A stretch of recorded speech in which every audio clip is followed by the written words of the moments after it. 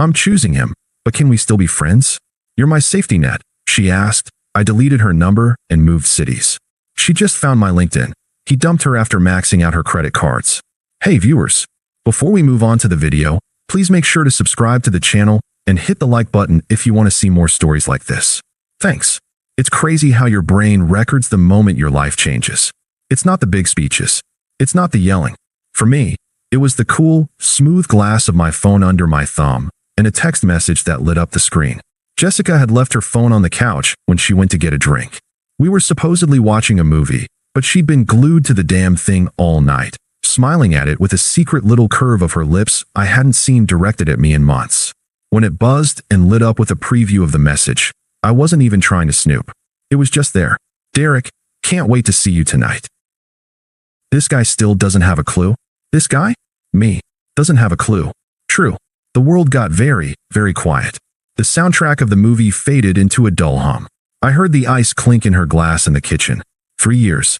3 years of being her rock, her planner, her safe harbor. When she was stressed about work, I was the one who meal prepped so she wouldn't live on coffee. When she had the flu, I slept on the floor next to the bed because I was terrified she'd choke in her sleep. I loved being that for her. It felt like my purpose. And now I was this guy. She came back, humming some tune I didn't recognize, and picked up her phone. She saw the notification. I saw the tiny, almost imperceptible flinch in her shoulders before she mastered herself and cleared it. The mask was back on. I picked up the remote and muted the movie. The silence was heavy. Who's Derek? I asked. My voice was calm. Dead calm. She actually tried to laugh. It was a brittle, ugly sound. What? He's just a guy from work. Why are you being weird? I didn't say anything. I just looked at her. I didn't repeat the question. I didn't get angry. I just held her in that gaze, and my silence became a wall she couldn't climb over. She was prepared for a fight. She was ready for me to be the paranoid, jealous boyfriend. She wasn't prepared for this. Nothing. The mask didn't just slip. It shattered. Fine. Okay. You want to know? She snapped, standing up and putting the couch between us like I was a threat. I've met someone. His name is Derek. I stayed seated. Inside, I felt something vital breaking apart, but the process was clean, surgical. It was the sound of locks disengaging. It just happened, she said, the words spilling out now with a frantic, almost excited energy. Like she'd been dying to tell me. He's different, Alex. He's exciting. He has this energy. He sees me. He makes me feel alive. I let the cliché hang in the air between us. I let it rot. I see you, I said, my voice still low and even. I see you every day. No, not like that, she said, waving a hand dismissively at me, at our apartment, at our entire life together. Not like this. You and I, we're just comfortable. It's like we're roommates. Derek, he's an adventure. I nodded slowly, as if she'd just explained a complex business problem. I stood up. The movement was deliberate, final. Okay. Her eyes widened. Okay, that's all you have to say. You should be with him. I turned and walked toward our bedroom. I needed a bag. I needed to think. The plan was already forming in the cool, quiet ruins of my mind. Wait, she yelled, scrambling after me. The confusion in her voice was palpable. This wasn't the script. Alex, it doesn't have to be the end for us. My hand was on the bedroom doorknob. I stopped but didn't turn. You're my best friend, she pleaded, her voice softening into a manipulative coo. You're my safety net. I can't imagine my life without you in it. Just in a different way. Safety net. The word didn't hurt. It was like a key turning the last lock. Every sacrifice, every moment of support, every single time I had been there, it all shrunk down into that one pathetic term. I wasn't a person. I was a function, a utility, an insurance policy against her own bad decisions. I finally turned and looked at her, and I felt it. Nothing. No love, no hate, no pain. Just a vast, empty clarity. I didn't grant her an answer. I didn't give her a single word more. I opened the door, walked inside, and closed it behind me with a soft, definitive click. The silence that remained was the loudest sound I had ever heard. It was the sound of me disappearing. The silence in the bedroom was a physical thing, a clean, empty space where the noise of our relationship had been. There was no rage, no tears. There was only a list of tasks, clear and precise in my mind. I was a project manager overseeing the dissolution of my own life. I packed that night, not in a frantic, angry whirlwind, but but with a methodical calm that felt alien and powerful. I took my clothes, my books, my personal laptop. I left the framed photo of us at the beach, a gift from her. I left the silly ceramic mug she'd bought me that said, "World's okayest boyfriend." I left every trace of the man she thought I was, the comfortable, reliable fixture, right there in that apartment, like a shed skin. I didn't write a note. What was there to say? Good luck with your adventure? She'd see that as sarcasm. I'll miss you. A lie. My silence was the only message she deserved. The next morning, I called my boss as I loaded the last box into my car. "Mike, it's Alex. That transfer position to the Northwest branch. Is it still available?" "It is," he said, sounding surprised. "But it starts in 2 weeks. You'd have to move fast." "I'll be there," I said, and ended the call. The ghosting was surgical. I didn't block her number immediately. I needed to see the trajectory of her expectation. The first text came as I was driving away, the apartment key left in the mailbox. "Jessica, 9:14 a.m. Are you really just going to leave without talking this through?" I didn't reply. I watched the city skyline shrink in my rearview mirror. "Jessica, 12:30 p.m. This is so immature, Alex. We're adults. We can be civilized about this." I imagined her in her apartment, waiting for me to crack, to come back, so we could have a civilized conversation where she got to have both me and Derek, just in different boxes. Her safety net and her adventure. I pulled over at a rest stop, opened my phone, and blocked her number. Then I went through my social media, archiving photos, untagging, unfriending. It wasn't an emotional purge, it was digital housekeeping. By the time I checked into a temporary apartment in my new city, a bland but clean box that smelled of nothing but bleach and possibility, the operation was complete. Jessica had been erased from my digital world. The only thing left was the quiet. And the quiet was glorious. It was the first time in 3 years that my phone wasn't a source of low-grade anxiety. There was no one to check in with, no one to manage the emotions of. The silence wasn't lonely, it was peaceful. I focused on the new job, learning the new city, building a routine that was entirely, selfishly, my own. A month in, my new work phone buzzed with an unknown number. I knew, with a cold certainty, who it was. The call came on a Tuesday, just after I'd gotten home from the gym. The number had a familiar area code.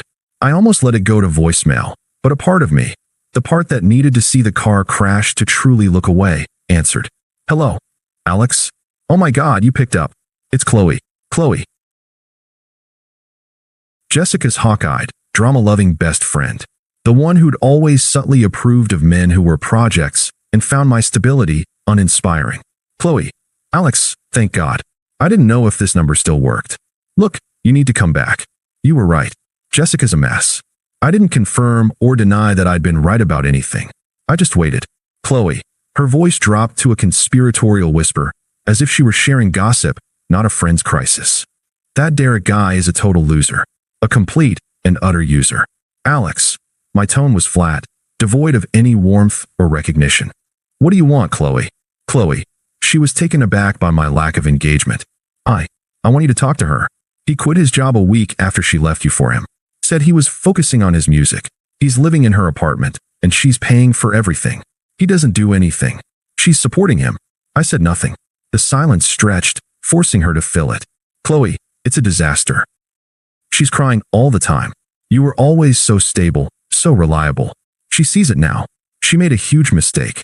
The word reliable hung in the air, no longer an insult, but a desperate plea. They wanted their appliance back. The reliable, stable machine that paid bills and provided emotional support without messy needs of its own. "Alex." I finally spoke, my voice calm and utterly devoid of sympathy. "That sounds like a problem for Jessica and Derek." "Chloe." She sputtered. "What?" "Alex, be serious. She was your girlfriend for 3 years. Don't you even care? Aren't you even a little bit sorry for her?" That was the question they all wanted answered.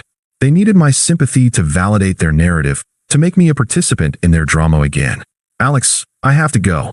I ended the call. I didn't slam the phone down. I just pressed the button and placed it on the counter. The quiet of the apartment settled back around me, deeper and more satisfying than before. The final piece of the karma puzzle fell into place a week later. I wasn't looking for it. I'd muted all our old mutual friends, but one of them, a guy I'd always gotten along with, must have forgotten to exclude me from a post. It was a public status, a vague, frustrated rant. Some people are just trash. Using someone until they're bled dry, then ghosting.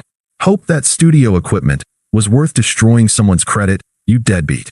There were a few comments of support, but one stood out from another friend. I can't believe Jessica let him max out her cards. She's literally ruined. So there it was. The adventure had a price tag, and it was everything she had. The safety net was gone, and the freefall had begun. I closed the app, made myself dinner, and didn't think about her again for a long time. The unraveling was complete, and it had nothing to do with me. I was just a spectator now, and a profoundly uninterested one at that. The peace of my new life was a fortress, and Jessica's attempts to breach it were like faint, distant noises against thick walls. I'd built something solid, a promotion at work, a nicer apartment with a view of the city lights, a circle of friends who knew me only as Alex, not as Jessica's ex. I was happy, genuinely, uncomplicatedly happy.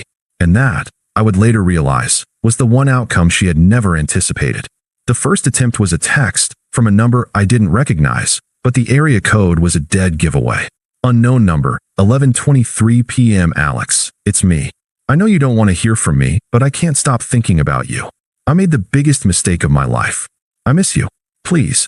It was the safety net play, the gentle tug on the leash to see if I was still tied to the post. The message was all about her mistakes, her feelings, her need. There was no "how are you?" No, "I hope you're well." Just a demand for my attention to soothe her regret. I read it once, felt a flicker of nothing, and blocked the number. It took less than 3 seconds. Weeks passed. The second attempt was an email, sent to my old personal address I still checked for subscriptions. The subject line was just "Please. Alex, I'm in real trouble. Derek is gone. He took everything. He maxed out my cards on studio equipment, and then just vanished. I'm going to lose my apartment. I have no one. You were the only good thing in my life. I'm so sorry. Please, I need you." This was the emergency plea. It was more desperate, laying out the facts of her ruin, trying to appeal to my protector instinct. It was the same tactic as before. I need you, but now with higher stakes. She was no longer just lonely. She was drowning. And she still believed, with every fiber of her being, that it was my job to jump in and save her. I didn't reply. I didn't feel anger or satisfaction. I felt a mild annoyance, like seeing a spam email from a prince in Nigeria. I marked it as spam. The third attempt was a voicemail. She must have dug up my new work number from the company directory. My office phone lit up with an extension I didn't recognize, and I let it go to voicemail. An hour later, I pressed play. The voice on the other end wasn't sad or pleading anymore. It was sharp, brittle, laced with tears of pure fury. "I can't believe you're ignoring me. After everything we had. 3 years, Alex. I'm drowning here and you're just what? Too good for me now? I see you updated your LinkedIn, Mr. Big Shot Senior Project Lead in New City. You're a cold, heartless bastard. You're just sitting there in your perfect new life while I'm falling apart. I hope you're happy." Click. I stood up from my desk, walked to the break room, and poured myself a coffee. I almost smiled. The mask was fully off. The woman who had asked for friendship was now screaming insults because her former utility wasn't functioning. Her true colors, entitlement, blame, and venom, were finally on full display. This wasn't about missing me. It was about her being furious that I was no longer there to catch her fall. A few days after the voicemail, my direct office line rang. I was in the middle of reviewing a project timeline. Alex, his name, project management. There was a shaky breath on the other end. "Jessica," voice trembling, a forced calm. "Alex, it's Jessica. Please don't hang up." My grip on the pen didn't tighten. My heart rate didn't spike. I felt a profound, almost clinical detachment. She had crossed a final line by invading my professional space. "Alex." My tone was polite, identical to how I'd answer any unknown caller. "How did you get this number?" "Jessica, I called the main line and said I was a client from your old branch. I had to talk to you. I'm so lost without you. He ruined me, Alex. My life is in shambles. My credit is destroyed. I'm getting evicted. You were my rock. My safety net." She was sobbing now, the words tumbling out in a practiced, pathetic monologue. "Alex." I didn't let her finish. I said her name, my voice calm, firm, and definitive. "Jessica. Jessica." The sobbing stopped. A hopeful, wet whisper. "Yes. Alex, that net has been cut." The line went silent. "Alex, I'm not your rock. I'm not your backup plan. I'm someone who lives in New City, with a job I love and a peace I haven't had in years. Your chaos is no longer my concern. Do not contact me again. I didn't wait for a reply. I didn't hang up with force. I simply pressed the release button on the phone, severing the connection with the same finality I'd closed the bedroom door all those months ago. It was over. A week later, a notification popped up on my screen while I was updating my professional portfolio. A connection request on LinkedIn. Jessica, last name, marketing coordinator at her company message. Hi Alex, hope you're well. Would be great to connect with you professionally. I stared at it. The audacity was almost impressive. After the screaming voicemail, after the desperate calls, this was her last, pathetic gambit. To pretend it was professional. To try and sneak back into my orbit through the only door she hadn't yet slammed shut. I didn't accept. I didn't decline. Declining would have been an action, a recognition of her existence. I simply left the request in perpetual pending status. A digital monument to her irrelevance. I leaned back in my chair, looking out the window of my apartment at the sparkling skyline of my city. My city. I thought about the dinner plans I had that night with a woman from my rock climbing gym. Smart, funny, and fiercely independent. I thought about the project my team had just nailed. I thought about the quiet of my home, a silence that was full and warm. I felt nothing for Jessica. No hatred, no pity, no lingering affection. Not even a sense of victory. She was a closed chapter in a book I was no longer reading. The ultimate victory wasn't in rejecting her. It was in the genuine, complete, and utter indifference that had taken root in the space she once occupied. She was gone, and I was, finally and completely, free. Thanks for watching. Make sure to subscribe to the channel and hit the like button. What do you think about this story? Share it in the comments.